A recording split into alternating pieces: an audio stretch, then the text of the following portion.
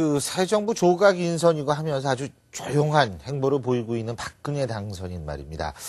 근데 이 마음만은 그렇게 좀 편할 것 같지가 않습니다. 지금 박근혜 당선인이 극복해야 될 과제들이 이게 본의 아니게 여기서 튀어나오고 저기서 튀어나오고 지금 그런 상태거든요. 뭐 예를 들자면 이명박 정권 당시에 있어서 가장 국책 사업이라고 주장했던 4대강 사업만 해도 그렇죠. 그리고 지금 이동욱 헌법재판소장 후보자에 관한 청문회 문제도 사실 그렇습니다. 그리고 또 한 가지는 이 지금 부처 간의 갈등 양상으로 번지고 있는 정부 조직 개편 그리고 공약 이거 뭐 자원을 어떻게 마련하는지 이거 수정을 해야 되는 건지 여러 가지 정말 골치 아픈 문제들 직면하고 있는데요. 여기에 새누리당 역할도 굉장히 중요하겠죠. 그래서 과연 새누리당은 이런 부분에 대해서 어떻게 생각하고 있는지 들어보겠습니다. 새누리당 이상열 대변인 나와 계십니다. 어서 오십시오. 네, 안녕하세요. 안녕하세요. 네. 예. 요새 그 머리 좀 아프시죠? 뭐 많은 일들이 생겨납니다. 예. 근데 지금 인수위가 이제 활동을 하고 있는데 네. 제가 어제 그 제가 아는 사람 집이 그 삼청동 근처라서 거기를 갔는데 네, 네. 와 진짜 자동차가 밀리는데요. 이게 놀러 온 사람들 그 사람들이 가서 그렇게 밀리는 건지 아니면 인수위 때문에 밀리는 건지 모르겠는데 인수위에 대해서 그만큼 국민들의 관심이 높기는 높은 것 같아요. 네. 기대에 부응하고 있다고 평가하십니까?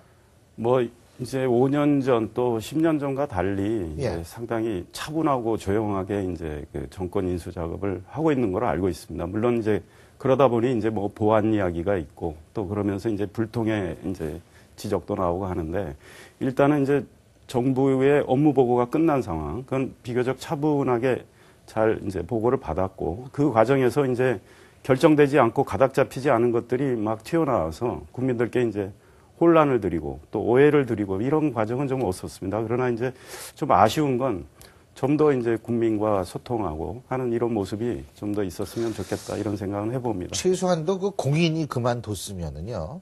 왜 그만둔지는 좀 알아야 되는 거 아니겠어요? 네. 네.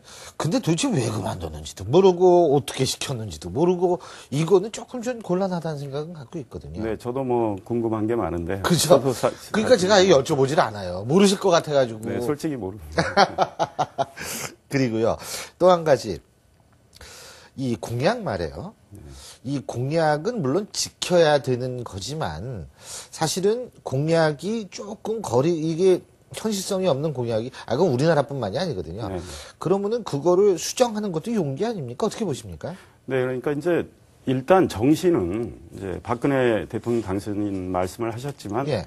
이 공약을 만드는 과정에서 이걸 과연 지킬 수 있을까? 이걸 아주 꼼꼼히 따져서 일단 만들어서 국민께 이제 드렸고 그 다음에 이제 무신분리비를 강조하셨단 말입니다. 그러니까 신뢰는 무형의 사회적 자본인데 신뢰가 형성이 되지 않으면 앞으로 국정 운영도 매우 어렵고 우리 정치권이 국민의 불신받는 가장 큰 이유도 그거니까 일단 공약을 내놓고 국민들의 선택을 받았으니 최대한 지키겠다는 이 다짐, 이 각오는 갖고 있는 게 물론 그건 옳다고 중요하죠. 생각하고요.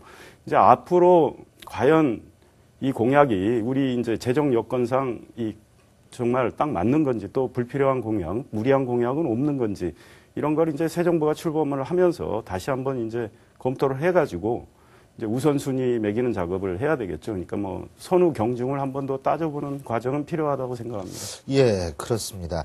근데 지금 그 공약 문제 놓고도 이제 새누리당하고 인수위 쪽하고 입장이 조금 다른 것 같아요. 그죠?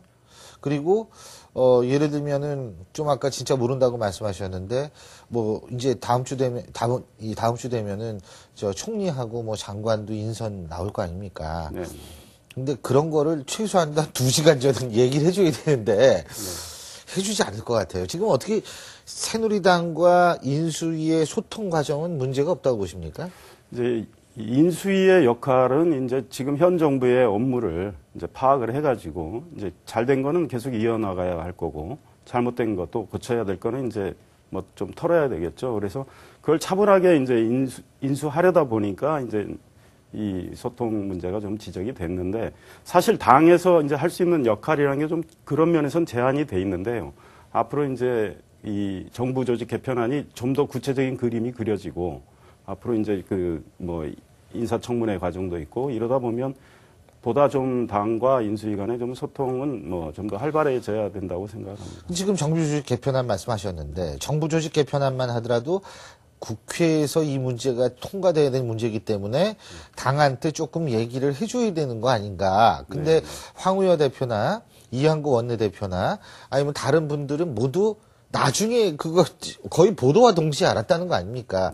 이거는 사실 이 일을 사실 총대 메고 전선에서 처리해야 될 당의 입장에서 볼 때는 아니다. 이런 생각을 할 수도 있을 것 같은데요. 예, 그 진영 정책위 의장이고 당에선 인수위에서는 이제 인수위 부위원장이신데 설명을 하셨습니다. 그 고위 당정 회의에서도 그랬고 왜냐하면 큰 그림을 그렸고 아직 이제 세밀한 이 조정, 구체적인 기능에 대해서는 아직 이제 결정이 안 된 상황이어서 이제 뭐 못 알려드렸는데 그게 정리가 되면 이제 말씀드리고 설명을 드리겠다. 그래서 뭐 저희들은 좀 더 인내심을 갖고 기다리고 있는 상황인데요.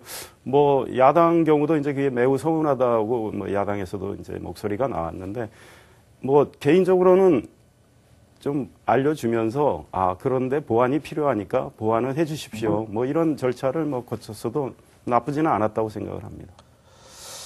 사실 그 미국 같은 경우에는 예를 들면 총리뿐만 아니라 미국은 총리가 없지만 장관이라든지 이런 거 인선할 때 그 전에 미리 좀 야당하고조차도 상의를 한다 그러거든요. 네, 네, 이런 사람 지명하려고 그러는데 좀 어떻게 생각하느냐. 형식이라도 좀 요새는 이제 좀 그런 식으로 바뀌었으면 좋겠는데 말이에요. 네, 뭐